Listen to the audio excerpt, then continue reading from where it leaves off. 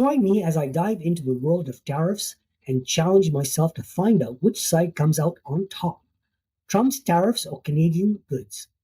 The decision made by the Trump administration to impose tariffs on a wide range of goods has ignited a vigorous debate in regarding the potential implications for international trade dynamics. When we turn our attention specifically to the tariffs placed on Canadian products, it becomes crucial to delve deeper into the broader context surrounding this decision. Understanding the motivation behind these tariffs, as well as the potential repercussions for both the United States and Canada, is vital.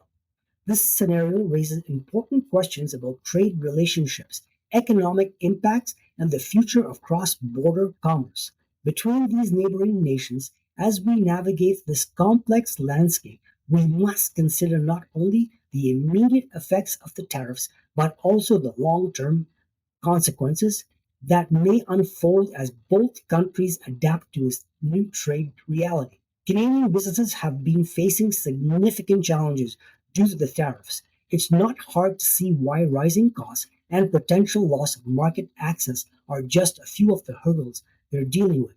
Many companies are struggling to adjust to its new trade landscape, and some are even considering relocating their operations to avoid the tariffs altogether. This in turn has led to concerns about the impact on Canadian jobs and the overall economy. As the tariffs continue to bite, Canadian businesses are being forced to rethink their supply chains and explore new markets. However, this process is often time consuming and costly, leaving many businesses in a state of uncertainty. This situation is further complicated by the fact that some Canadian companies are heavily reliant on the US market, making it difficult for them to diversify their customer base quickly. The tariffs have also had a ripple effect on various industries, with some sectors being hit harder than others. For instance, the tariffs on steel and aluminum have affected the Canadian auto industry, which is heavily reliant on these materials. Similarly, the tariffs on agriculture products have impacted Canadian farmers, who are struggling to compete with their US counterparts.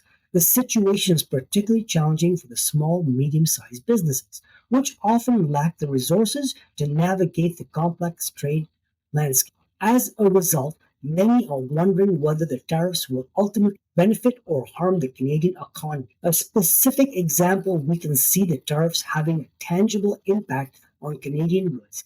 Take, for instance, the case of Canadian whiskey. The tariffs have made it more expensive for US distributors to import Canadian whiskey, leading to a decline in sales.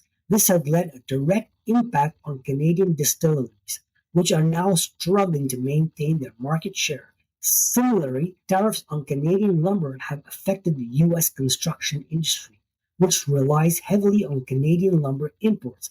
The increased costs are being passed on to the consumer, leading to higher prices for housing and other construction projects. As we delve deeper into the issues, it becomes clear that the impact of tariffs is not limited just to Canadian goods. Consumers are also feeling the effects, with many experiencing higher prices for everyday goods. This has led to a shift in consumer behavior, with some opting to choose domestic alternatives or seek out cheaper imports from other countries.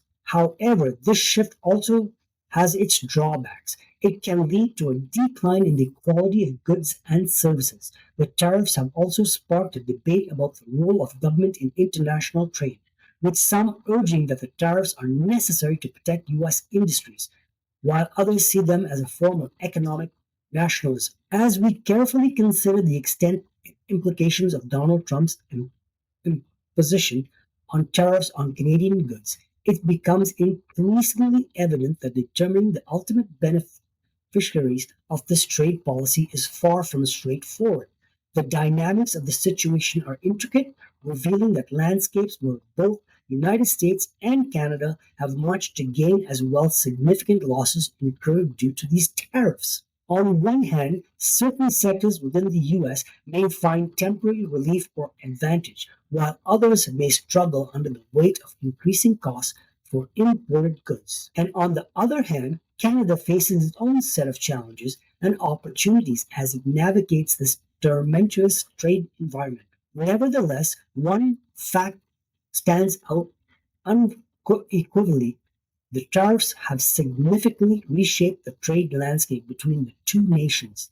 The consequences of these economic measures are not merely immediate, but they have long lasting effects that will reverberate through the industries and communities for the years to come. As we navigate the complex scenario, it is crucial to remain aware of the broader implication for both countries and interconnectedness of the economies.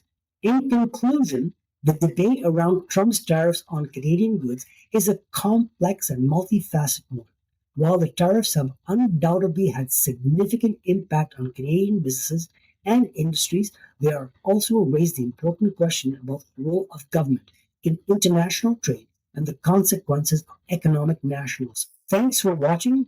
Don't forget to share your thoughts on the topic in the comments below. And if you want to learn more about relations and tariffs, be sure to check out my next video. Leave your comment below, like, subscribe, and we'll see you in the next